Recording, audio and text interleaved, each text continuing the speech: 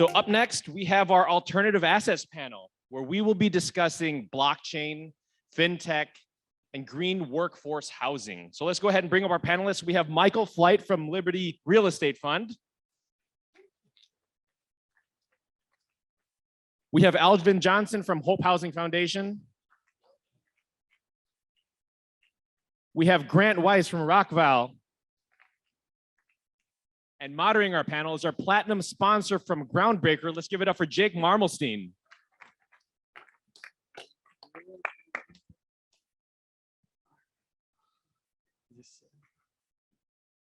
All right, thank you very much. Welcome everybody. So to start out, I just want to go from the top and have everyone just give a brief introduction of themselves. Michael, maybe you can give just a brief background, and then Alvin and Grant to kick things off. Thank you very much, Jake. Hi, I'm Michael Flight. I've been in real estate since 1986, primarily shopping centers and triple net leasing. We've been in business with our own company since 1990. In about 2018, 2017, we decided to take a detour and get into cryptocurrency, and figured out that you can't legally issue cryptocurrencies in the United States because they become a security. So we ended up trying to figure out how to do legal real estate on the blockchain. So that's what I've been focusing on right now. We still do shopping centers, and we have a triple net investment fund. Hi, my name is Alvin Johnson, and hey, what's up, Tom?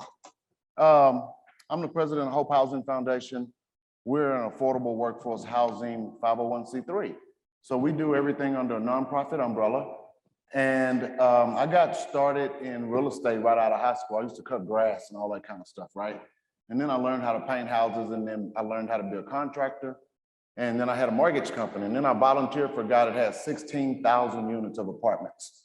So what I'll say for you, before Jake keeps going and before I get my mic cut off, is that if you guys know where you want to go and what you want to do, find somebody doing it and attach yourself to them. I attached myself to this guy that has 16,000 units. I became the president of his company when he died. That was really traumatic, but I learned a lot. I was willing to give all I had to somebody else to help make his dream come true. And today I'm the president of a company for 11 years. Our portfolio is over 225 million. I have no college, barely graduated high school, and I'm just a regular dude. And if I can do it, y'all can do it. I'm attaching myself to Alvin. Hi, everyone. My name is Grant Weiss. I'm the founder and CEO of rockval.com. We're a commercial real estate platform that takes you from deal sourcing, underwriting, all the way through to creating offering memorandum. My background is in real estate as well as technology. I've completed over $300 million in deals myself, in multifamily, shopping centers, and a few other asset classes. I'm really looking forward to this panel, and yeah, thank you for having us.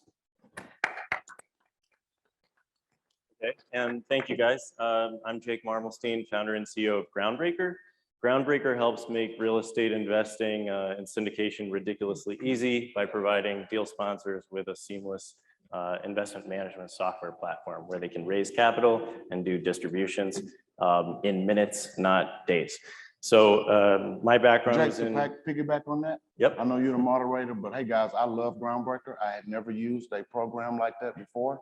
And when I met Jake, I met him at a meeting. Somebody just introduced me to him. We got plugged in. My investors love it. I love it. So thank you for what you're doing. Thank you, Alvin. Appreciate Unsolicited. that. Paying him. What inspired me to do it was I was working at a hotel REIT doing distressed investments, and I was very frustrated with the amount of manual work that it takes to be able to put investors into a deal, record all the transactions, report to the investors. Everything's going through email. You've got documents everywhere in different folders, and it was just a mess, and I hated my job.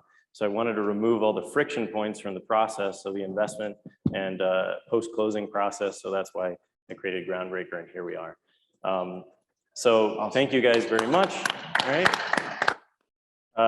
So I really want to start off with a very interesting topic that's most likely on everybody's minds, or people are talking about it, and people who are talking about it don't even know what they're talking about, and that is, what is blockchain? So Michael, if you could help me answer that question for our audience here, what is the blockchain all about? Sure. Well, blockchain is connected with cryptocurrencies, but blockchain is the things that cryptocurrencies run on. So just like the internet created this worldwide communications phenomena where you can communicate to anybody in the world, it doesn't cost anything. It's the same thing with blockchain, although blockchain is for value transfer. So now you can send money, you can send assets, you can send currency, you can send things of value across these financial networks, and that's what blockchain is. And where do you think we are in our market adoption cycle when it comes to a technology like blockchain? If we were in a baseball game, we'd be walking out of the dugout just to do, pitcher warm-ups is right where we're at. Wow. So there's a lot ahead of us to come. And you were really a pioneer in getting a real estate platform up and running that leverages some of this technology. Can you tell us a little bit about that? Sure. I started out through some of my contacts. They were really involved with cryptocurrency. And some guys out of Romania had contacted one of my friends, and they were doing a what's called an ICO, which is initial coin offering. It's an unregulated offering. And they were raising money basically for 4 Airbnbs in Bucharest, Romania. And so I helped them. I was an advisor to it. Their white paper had the word awesome in it 400 times. And these guys still raised in 2017, like anywhere, I think it was like around $1.2 million. So I'm like, if these guys can raise $1.2 million off of this whole thing, then this is really something that's revolutionary. And think about if you could bring all that investment from throughout the world, what's the most stable, secure place to invest? It's the United States. So if you could figure that out, so that's what we started off on. And we went down the road and figured out that the SEC kind of frowns on you selling, investment securities and things like that. So we went around and tried to figure out how to do it legally. So that's where we're at now. We have a legal regulation 506C fund, and those shares are offered initially to accredited investors. And after a 1-year lockup period, those shares can trade to non-accredited investors. Yeah, that's incredible that you can do that nowadays. And I think what was previously in the way of that was not only the technology, but also the awareness that this is something that you could do. A lot of people that use our technology ask me when we're going to have an integration that provides that kind of flexibility, because we'll have to talk and figure out how we can put together an integration. Yeah, it's liquidity is an extremely attractive thing these days, and the blockchain can allow us to be able to do that. But let's talk a little bit about alternative investing tools. Alvin, you're a real estate operator. You're in there every single day. What kinds of tools do you use for your business to be able to up your game? Well, some of the things that we're using now with the development that we're doing, we're approaching local city governments that everybody needs housing. That's what they say. So put your money where your mouth is. And a lot of these cities have created TIF funds for us. They've TERS dollars, 0 interest or very low interest loans.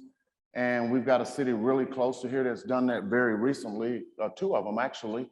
And they've literally given us the land, given us the money to get started, which covered about 25% of our total development costs. So we literally needed no money to get started. So that, the TIF, TERS, and all that stuff is really great. PACE is a great opportunity for some second lien debt. So you guys have properties that you bought, you've renovated. If you have changed out anything that is energy saving, like windows, air conditioners, hot water heaters, low flow toilets and things like that, PACE will allow you to come in right now and recap all of those dollars that you spent based on energy savings at really, really low interest rates. And so that's one tool that we use, even stacking that in the capital stack with the development. Crypto is one. I have not participated in that yet, but I know it's coming very soon. Another one of my friends started something very similar to what Michael's doing, and very interesting. I just don't know enough what I don't know. We're gonna get you on a call. You know, you'll be an expert in an hour. Oh, awesome. That'd be my 10,000 hours. There you go. I'll be able to sell a course. No, I'm just kidding. And now, do you use anything that involves underwriting or any deal sourcing tools that help you? We use Groundbreaker extensively. I'm really loving that. I'm able to actually use it as a CRM as well. So not just do I put all of my contacts in there and all of my email addresses of my contacts. So I get to flood them with our offerings and things like that through Groundbreaker. So how cool is that? And it doesn't even look like I'm spamming them. It looks like Jake is doing it. And then Excel. Excel is my best friend. I've learned how to use it really well, and I understand my cap rates and things, or at least I think I do. We're gonna figure that out in about 5 years. But on the development spot, my guys out front, Don and Lake, they are out there now literally with a software that Lath is very proficient with. You can give him any tract of land anywhere in the country. That software will literally take that land, compile all the setbacks that the county has for that particular, or the parish for that particular piece of dirt, and he can develop you an apartment complex in about 30 minutes, either with a wrap building or just buildings, walk-up buildings with parking lots, with the pro forma attached, the cost of construction, everything. You can go out there in 30 minutes, you can have a full-blown plan. So one of the things that I have done is I have literally just tried to stay in my lane and be who I am. And as I continue to walk, man, I just absolutely believe that everything we need gravitates to us. So I need a crypto guy. Look, man, I'm sitting next to one. And so, but I needed a lot of things to do what we're doing. And the universe, God, whatever you believe in, will literally shower us with that. And my friends have come alongside me with their 20 years plus experience in building science and due diligence in architecture and construction, which some of my background, but not with this new stuff. And these guys have come along and said, hey man, we want to help you build 20,000 units in 5 years. So that's where we're headed. We're raising all the money we can to do that. We're putting these developments in great markets, really high returns because we're using structurally insulated panels to do this. So that's our difference. I had to become a differentiator in this market. Everybody's buying an apartment complex. I know a 16-year-old bought a freaking apartment complex. So how do you become different or stand out in a room of people doing the same thing? I couldn't figure it out. So I had to go another way and say, well, I'm gonna take my mortgage experience, my construction experience, and go into development. Not only development, but I found some friends that know high performance buildings, energy efficiency, near net zero. Our stuff fits in the box of all ESG investments. And we've put together some apartments that'll be here forever, 50 years plus without, I just can't tell you how great it is. But I'll tell you the power that I have found is literally just putting people together. People have come along with me, they brought their expertise. So that's my superpower, and my superpower is other people. So here we are in a room with other people. We all want to be investors. We all want to partner together. So I just ask all of us to get out of our comfort zones like I am right now. And let's meet some new people and talk to some new people. And I bet you we can make some great things happen. And I'm really fascinated by some of the green building work that you're doing. And I imagine there's a ton of technology and a ton of different strategies that you have to be able to take advantage of that and then forward those returns onto your investors. But I want to hear for a second about some of the more alternative investing tools that maybe Michael's been exposed to and Grant's been exposed to. Can you guys share what, for you, Michael, like what kind of tools you've been using? You know, we have primarily used, Excel, and I came up through the old school. We also used, and still do, I can't remember what the name is, but it's the thing that institutions, because we do joint ventures with institutions. Mm-hmm. So what's the Argus? Argus, yeah. Yep. And I find it, insanely difficult to deal with that stuff. Yep. And so I prefer, doing the Excel sheets. We've got, our standard model. We've got a really good process where most of the people that do the primary underwriting, we outsource that to Bulgaria. So they will do the first cut of it. They know exactly what we're looking for. If we get it to them by 5 o'clock Central Time here, they'll have it back to us at 9 o'clock. So, but I think there's better, solutions out there, and especially for somebody that doesn't have the time and doesn't have the, wherewithal to put that together. Something like Grant would probably be way easier than learning how to do that, build a model like that. Yeah, from what I've seen, you're probably underwriting tons of deals every single week, every single day. You've got a factory going on there, but somebody who might just be getting started, they might be a one-man shop or a two-man group. Plus, our acquisitions guy is like, Georgetown real estate, MBA, and most of the people that we had hired, for interns and stuff like that were DePaul real estate graduates. So they can build the models, and, as long as, you're confident. But like I said, it's probably better because Grant software, you probably don't have to worry about whether one cell in the middle of the Excel model is. So Grant, probably you could speak to that. You got a model that does that? Exactly. Freaking with Excel forever? Oh, I'm sorry. So, I guess we all grew up on Excel. And, the reason I started Rockval is because I had to do a 3-day Argus training seminar to get certified. And we ended up building this system. But the thing is now with all this data, we spend over $500,000 a year just on data integrations and being able to visualize all the data in the market while you're underwriting and making it a very simple step-by-step process, but never having to lose that data. The issue that we've had with Excel is once you're done with your Excel model, what happens to it? Like, how is that data reutilized in this process of this, artificial intelligence and machine learning generation? And you see like acquisitions by companies like JLL that bought Skyline AI. I'm not sure if anybody's familiar with that, but Unfortunately, I used them back in the 90s. you have this kind of new understanding of how data takes a critical role in the numbers. And that's where we kind of have this difference because, $1,000 in NOI does not equal $1,000 in NOI with two different cases. And being able to visualize that with data and have a very simple, streamlined process to do so is where we kind of have an advantage over, the Excel tradition. Yeah, and you're solving a number of different problems here, and I've seen the platform. It's phenomenal. It's super easy to use. It's like Grant has pulled in all the different data from all the different sources that you would want to use to be able to get the property information and the ownership information all in one, so that you can produce what you need to end up producing. What kind of problems would you say that you're solving for people that are really costing them the most time and the most energy as a small operator? Yeah, so if we just did the underwriting, that would be helpful in terms of not having to develop your VLOOKUP functions and all these other Excel functionalities. But we take you through the entire process. So when you're done underwriting, you already have an OM ready to go.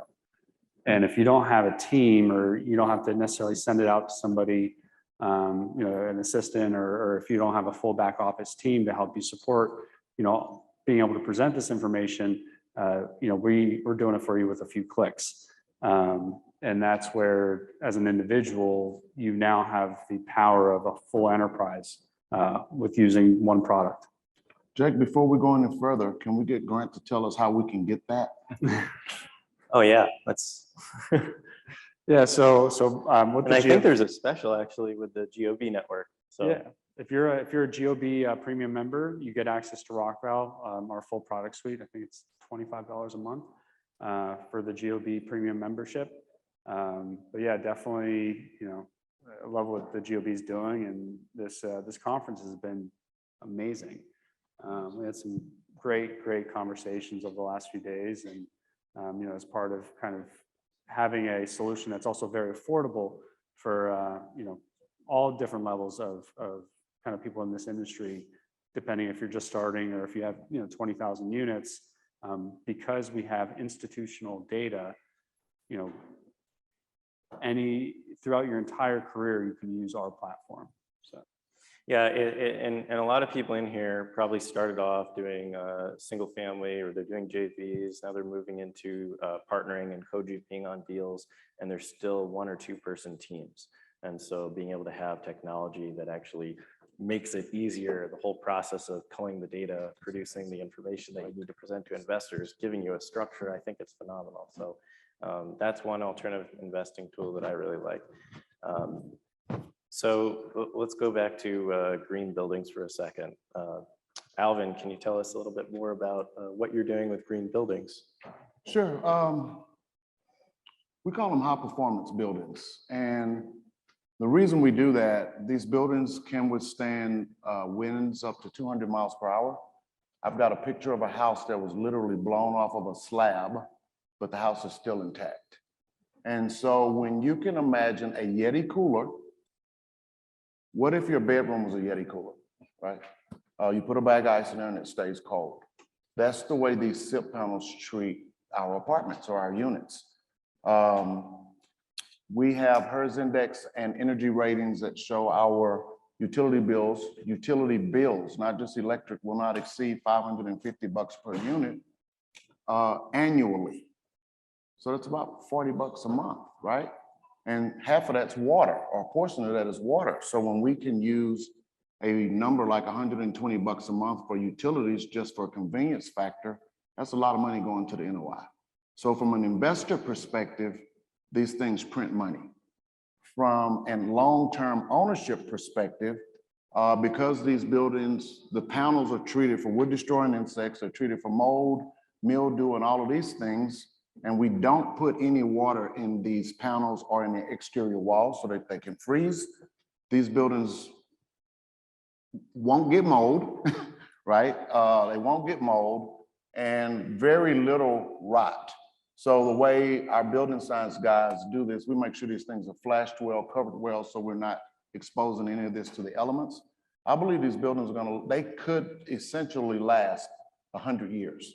The buildings that I have bought, the apartments that I bought, most of the damage that we had to repair over my whole career has come from water, right? Water getting in the roof, water getting under siding, people covering up wood siding with vinyl siding and thinking that's really great until you go pull it off and the whole wall falls off in your hand.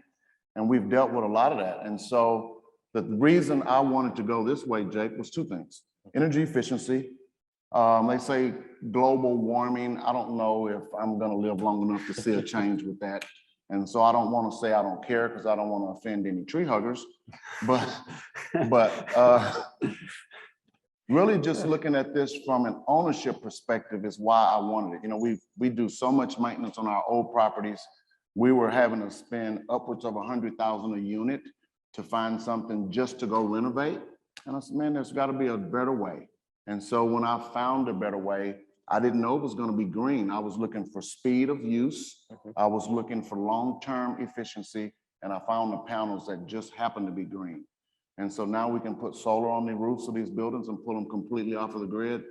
We can plant enough trees around the properties to where there's absolutely no carbon impact to the planet because they're off the grid. We're not going that far in Texas because our utility rates are not high enough to offset the cost or the delta of installing solar. But if we were in California, if we were in a place where utility rates were extremely high, man, you could have a 300-unit apartment building with no light bill. How cool is that? I'm curious to know how much, like how many groups are doing this.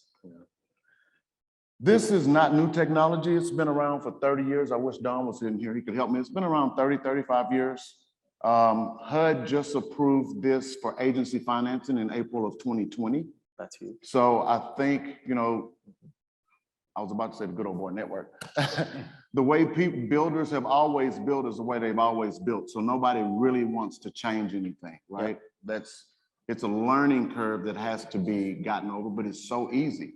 But I really believe that some of your track builders are starting to go to more panelized products. They may not be doing SIP panels, but they're bringing their walls out in panels to try to speed it up. So I believe you're going to see more and more of this. And as we build our portfolio of these high performance buildings across the country, it's going to be amazing. We're setting up our own structurally insulated panel plant to be able to do that. with our own truss plant because we don't want to be subjected to everybody else's workload. So we're literally going from dirt to keys and putting everything in our buildings that we can manufacture ourselves.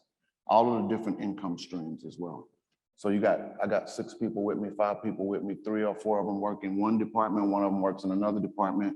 And we all come together as friends and just try to go make a whole bunch of money and make a lot of impact. And that's why I'm here to help anybody else. That's a good story, and I'm sure when you're telling the story to investors, they get more and more interested in what you're doing based on the impact that you're driving through the green technology. I'm curious to know, how does the return on investment from an energy efficient building stack up to the tried and true way that we're seeing a lot of other deals get done that don't involve some of that? I'll give you a cost factor.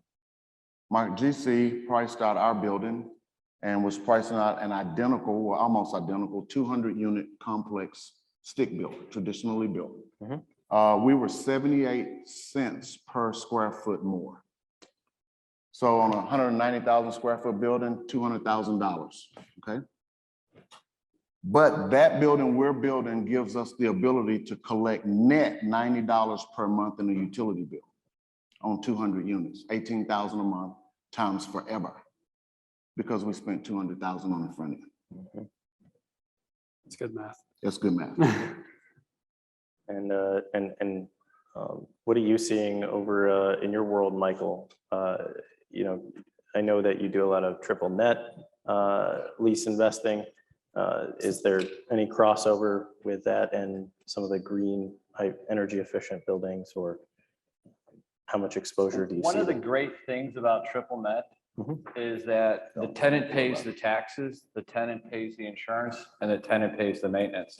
So while we do care about whether their expenses are good, the tenant pays for all the expenses. So we do, when we have turned over space to some tenants, they will build, and they'll build, a LEED building, and it'll be LEED construction, they'll get LEED certified. Or they'll request us to build a LEED building. And if we do that, then whatever the extra cost is to do that and to get the certification for that, because there's a lot of cost involved with that, then we'll pass that back on to the tenant and say, well, we'll do this, but you're going to pay extra rent. But the great thing about, if you see these Walgreens on the corner, or better yet, we've got McDonald's and Starbucks, is all those tenants, you don't have to go knock on the door looking for rent. The tenant will send you the rent directly as an ACH payment into your bank account. So that's a really nice thing. I don't have to worry. We still do worry about whether real estate taxes go up, but I don't have to worry if real estate taxes are going up, because again, the tenant's paying that. One of the bad things is, like at a place like Cook County, where the real estate taxes are some of the highest in the country, that the real estate taxes can actually price out the tenants, because we primarily work with retail, and the tenant can only pay as much as they can, do business there. So, and that's the real big issue with, that's why we're investing primarily in southern states, or what we call the smile states, low taxes, low regulation. What kind of exposure are you seeing, though, from some of these assets that you're acquiring that are under these triple net leases to green tech? Is there a play there to work with a company that provides technology that's going to cut energy bills, to lease that and then pass that savings off to the tenant? Or is that not as popular? We did do that. Like for example, in some of our, we did it up here. We put in wind turbines in one of our centers up here, and then in the Sun Belt, we've done things like solar, but that only goes to the common area, and the tenants reimburse you for the common area. And unfortunately, the tenants don't pay extra for that. So I haven't seen, now there's, some new SEC regulations and some things coming out about ESG. So the tenants might be pushing us to do more of that. But for right now, the really great thing, like I said, about, net lease properties, and the important thing is that you've got a solid corporation there.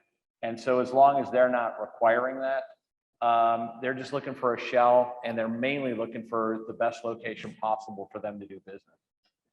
Yeah, I would love to be able to see that happen more often, but one of the early clients on Groundbreaker was a triple net leasing company, and just the value proposition that they could give to investors was always, phenomenal.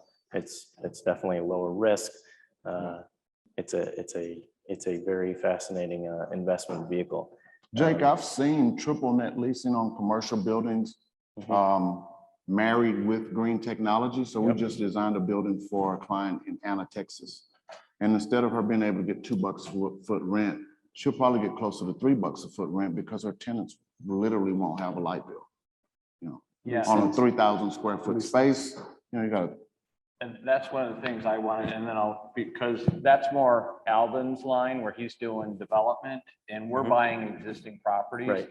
So very rare, a lot of times we'll take lease risk and retrofit the building. But for the most part, the people that are like doing the expansion of these tenants, they're working with a preferred developer. Like one of the guys that, is on our board, he's built, all the way from Alaska to Puerto Rico, and once they work with one of those national tenants, the national tenant tells them what to do. So that's where most of the green technology is going to come in. And we're just going to inherit that once we buy it from the developer that's already. So we'll come in after he does and be his takeout. Yeah.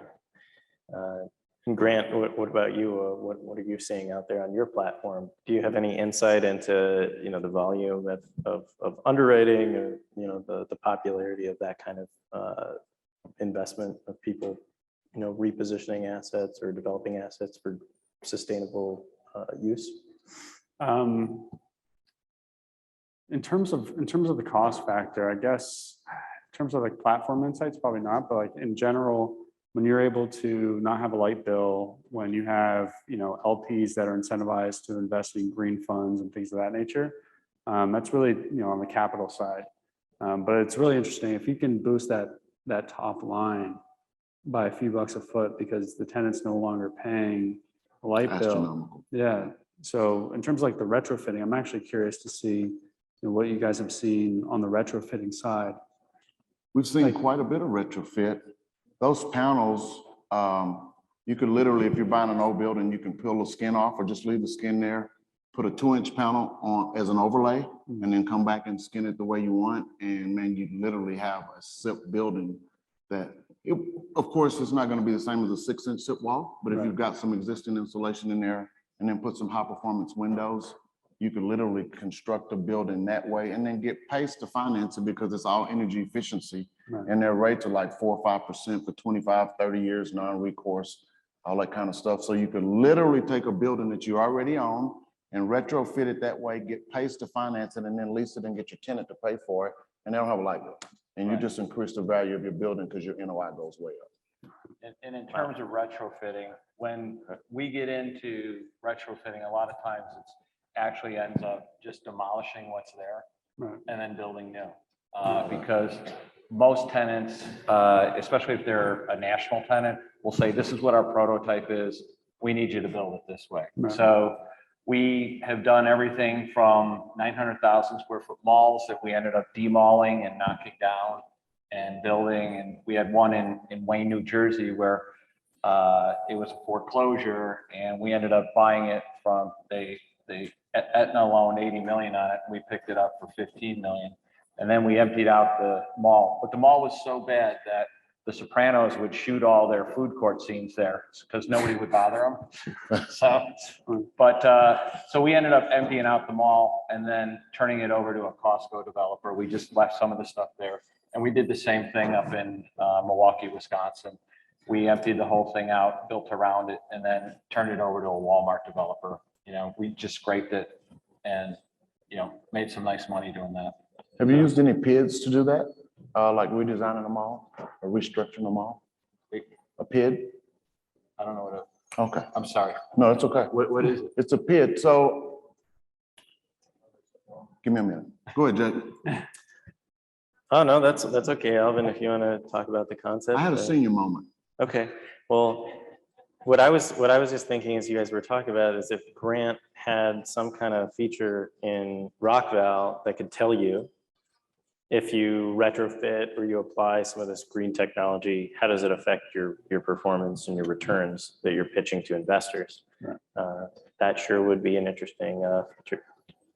Yeah, so like on our platform, you can do a percentage utility basis or percentage of rent kind of calculation on a high level. So before you even get to the property, we can have that pre-calculated for you if we're able to, add a few, dollars to the capitalization of the property by retrofitting.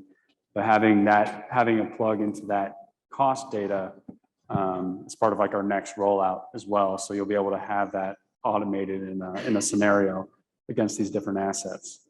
And like coming full circle here, when we started talking about blockchain, I'm really curious if there's an actual security token offering that is green tech focused. I don't know, Michael, if you've seen this, but Yeah, there's a number of them out there. There's like an actual ESG coin. Yeah. There's another friend of mine who's based out of Romania. He's a Romanian crypto venture capitalist, and he's got Climate Coin. And so there's a lot of people, trading carbon credits like that.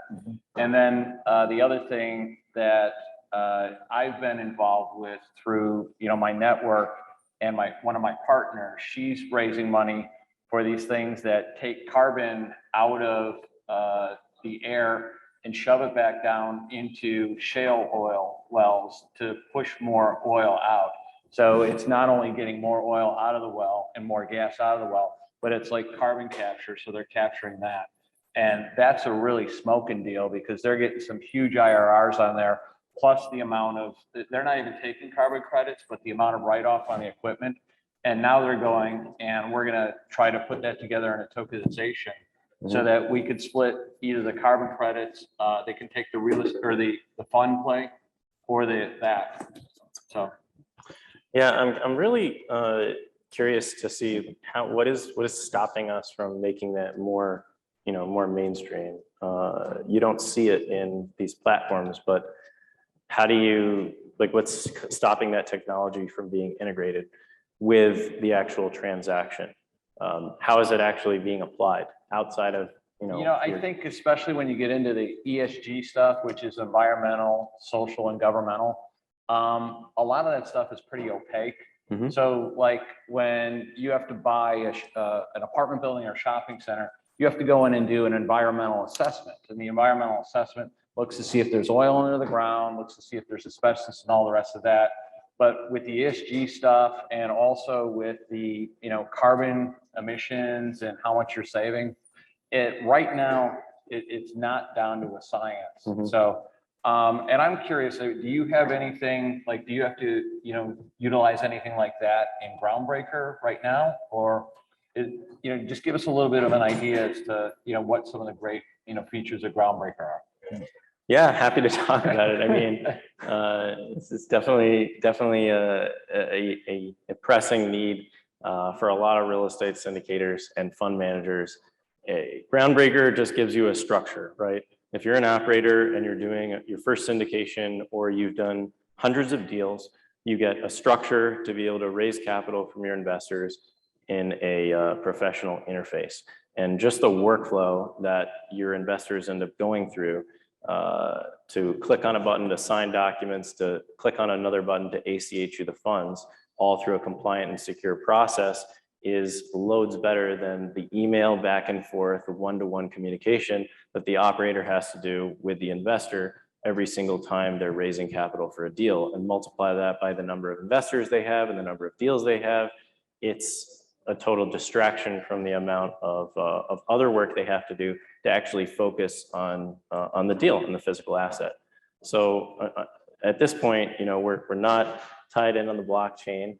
But I want to interrupt him because he just breezed over it. He did. But the biggest thing with syndication is regulatory compliance, because you don't want to be the person that the SEC comes after, and there's no way that you're going to win anything. So he just breezed over it. But if you could get something that gets you regulatory compliant, or at least helps you, gives you a structure to do that, that's a super huge benefit.